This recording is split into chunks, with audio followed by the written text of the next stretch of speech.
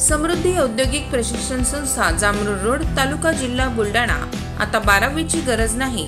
10वी पास विद्यार्थी 2 वार्षिक ITI केल्यानंतर 12वीच्या समकक्ष मानल्या जाईल।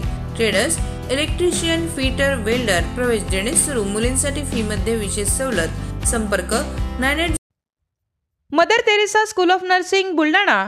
GNM साठी प्रवेश देणे सुरू। पात्रता 12वी उत्तीर्ण। शिष्यवृत्ती उपलब्ध।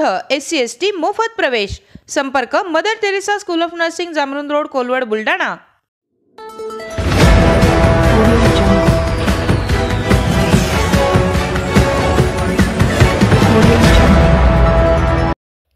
विद्यार्थ्यांना करावा लागतोय चिखल तुडवत प्रवास।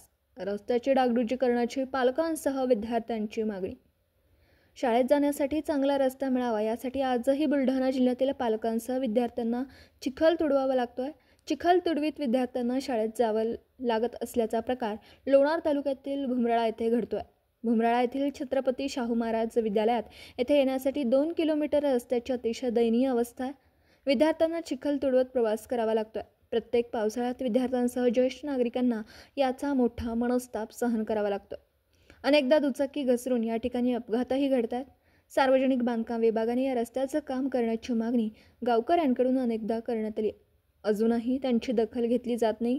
त्यामुळे आता पालकांसह विद्यार्थी देखील रस्त्यासाठी आक्रमक झाल्याचं पाहायला मिळतं।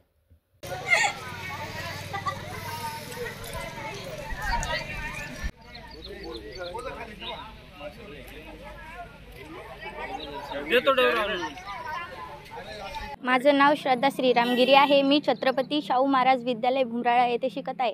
आमच्या शाळेत येताना एवढा रोड खराब झालेला आहे। आम्ही येताना आमचे पूर्ण पाय चिखलात भरतो व आमचा शाळेचा ड्रेसही भरतो।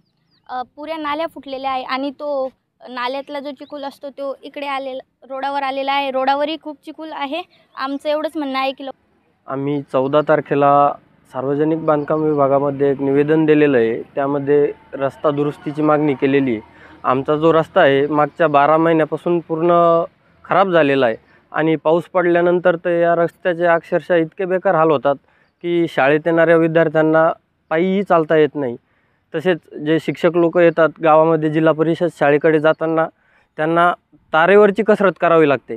शाळेत जाताना पडतो की काय असं त्यांना हे होतं आहे।